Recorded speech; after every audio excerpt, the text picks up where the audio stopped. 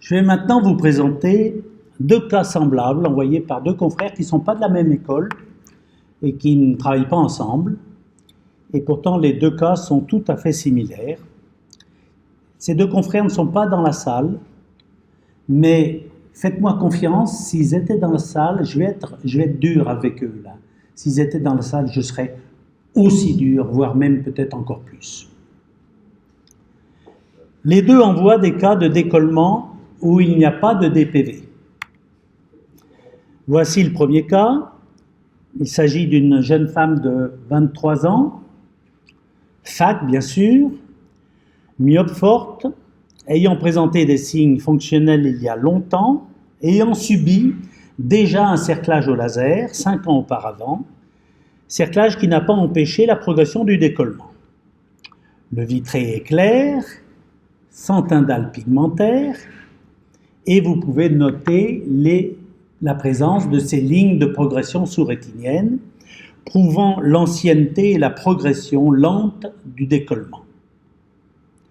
Comme le signale l'auteur dans son petit mot, il n'y a pas de décollement du vitré, et il tente, vous le voyez, tant bien que mal, de décoller la hyaloïde. D'abord avec un crochet, puis là avec un Thanos Scraper, là vous savez, ces petites pelles diamantées qui ont le gros avantage quand vous faites ça sur de la limitante interne, vous arrivez à décoller la limitante interne, et si vous repassez dessus, eh bien vos petites lames de diamant vont couper ce qu'il y a dessous la limitante interne, c'est-à-dire le plan des axones. C'est un instrument qui est redoutable. Alors, quand même, ils le font. C'est un très bon opérateur qui est là, qui fait ça. Et je vais peut-être accélérer parce que il continue à faire ça pendant un bon moment. Il fait son DPV et à la fin, il va faire une rétinotomie à la pince, endodrainage et injection d'huile de silicone. Le deuxième cas est aussi terrible, voire peut-être même encore plus terrible parce que c'est sur un garçon de 9 ans. Il s'agit de ce que l'opérateur appelle un schisis décollement, ce que n'est pas possible puisqu'il y a des lignes de progression sous-rétinienne et que ça n'existe pas dans le schisis. Il a fait un cerclage 360 qui n'a donné aucun résultat, et donc il décide une vitrectomie. Et vous voyez là aussi que ces lignes de progression sous-rétinienne, qui marquent l'ancienneté du décollement et sa progression lente, il a mis de l'atriamcinolone, et vous voyez que là non plus, il a raison, il n'y a pas de décollement du vitré, il est en train de le faire de façon assez élégante avec son vitréotome, au moins jusqu'aux vaisseaux temporaux. Dès qu'on passe les vaisseaux temporaux, c'est beaucoup plus difficile, le vitré est plus adhérent.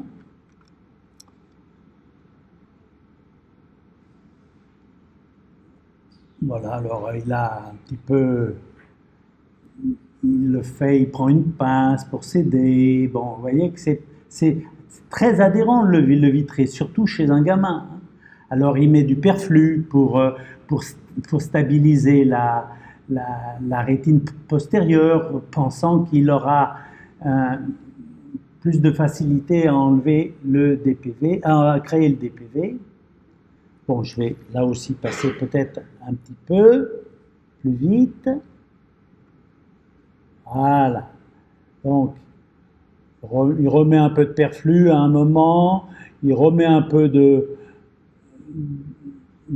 triam, et il est toujours dans la galère, et à la fin, il va faire pareil, il va faire, et je vous dis, ils n'étaient pas de la même école, mais quand même, on voit que c'est un chirurgien habile, hein.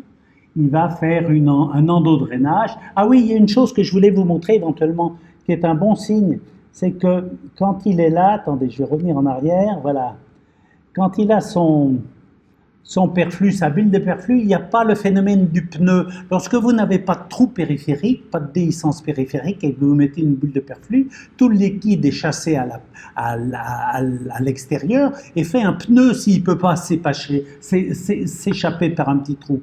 Là, il n'y a pas ce phénomène de pneu. Ça veut dire que forcément, il y a un petit trou périphérique, il y a une déhiscence périphérique. Bon, voilà les deux cas.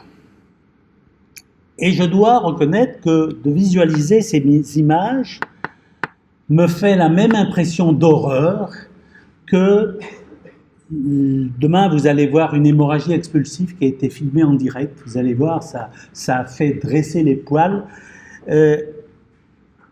Bon sang, j'ai mis en place une chaîne YouTube en français qui compte 750 followers. Il y a plus de 50 000 vues, et la même chose en anglais. Alors quoi? Sous prétexte qu'on est un bon chirurgien, il est déshonorant, il est humiliant d'aller voir ce que peut dire un de ses collègues, qui est, jusqu'à preuve du contraire, celui qui a la plus grande expérience du décollement de rétine en Europe. J'en ai fait 20 000. Donc, on peut écouter ce que ce gars a à dire. Mais non. Là,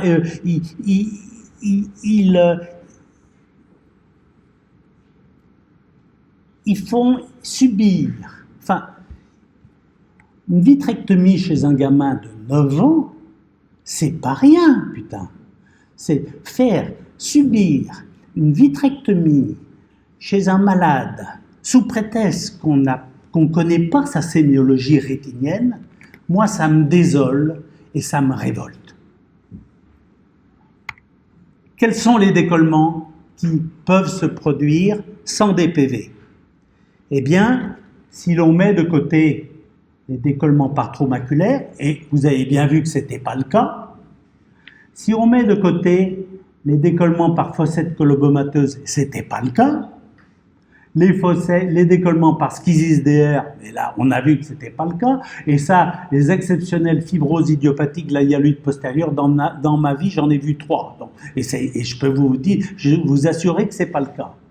Eh bien, les seuls décollements rétinogènes, c'est-à-dire sans décollement du vitré, sont créés soit par des trous trophiques, et ça on n'a pas vu de trous trophiques, soit par des dialyses. Dialyse en nasale supérieure si elles sont traumatiques, dialyse en temporale inférieure si elles sont idiopathiques. Et donc, moi je pense que c'était des dialyses qu'on a vues là. Mais le gars, il n'a pas mis de verre à 3 miroirs, il n'a pas vérifié en pérope avec sa cryode à dérouler pour voir d'où venait le décollement. Non, c'est plus simple, on va faire une vitrectomie, on va bien voir ce qu'on va trouver. Vous voyez sur cette statistique que j'ai présentée en 2003, sur près de 600 décollements rétinogènes, j'ai fait 6 vitrectomies, alors un peu plus parce que j'ai eu 37 récidives et que j'ai additionné 4 vitrectomies. Donc j'en ai fait 10 au total, donc ça fait 1,5% de l'ensemble.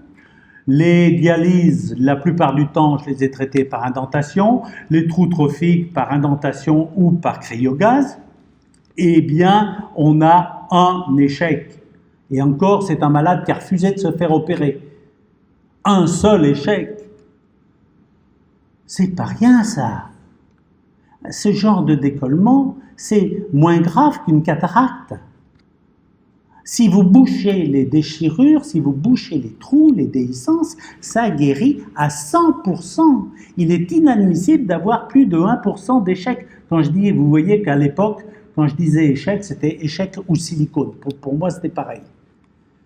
Bon sang, c'est quand même, ça veut dire c'est des décollements qui doivent guérir dans tous les cas. Alors, ces deux cas m'ont apporté 2 commentaires. Premièrement, n'opérez jamais un malade sans l'avoir préalablement examiné. Parce que votre collègue de travail ou votre correspondant n'a peut-être pas la même finesse sémiologique que vous avez et vous risquez de commencer une vitrectomie chez un malade pour lequel le seul risque d'avoir un échec, c'est de faire une vitrectomie. Alors, de grâce, voyez tous vos malades avant. Faites votre opérage. Je suis scandalisé de voir que dans certains services hospitaliers, vous avez le patron, enfin le gars qui est responsable de la rétine, qui regarde le matin ce qu'a écrit l'interne et qui commence à opérer son malade par une vitrectomie et découvre au fur et à mesure ce qu'il a à voir. Pour moi, ça, c'est une faute grave. Le deuxième commentaire que je veux dire, c'est que il faut que vous appreniez votre sémiologie. Il faut que vous appreniez à, je parle bien sûr aux jeunes qui sont là, il faut que vous appreniez à examiner un malade, à repérer tous ces petits détails qui vont vous permettre de comprendre la pathogénie, qui vont vous permettre de comprendre l'évolutivité du malade et fixer la stratégie qui sera indispensable, mais pas trop forte pour traiter le malade, en sachant que moins vous faites de traumatisme, mieux il se porte. Bon sang, vous n'opérez pas un glaucome chronique simple comme un glaucome néovasculaire ou un glaucome aigu. Alors ce que vous acceptez du glaucome, il faut l'accepter de la rétine. On n'opère pas un décollement rétinogène comme un décollement vitréogène. Et si vos patrons ne vous ont pas inculqué ces finesses sémiologiques, allez voir ma chaîne YouTube, vous n'aurez pas perdu votre temps. Avez-vous des commentaires ?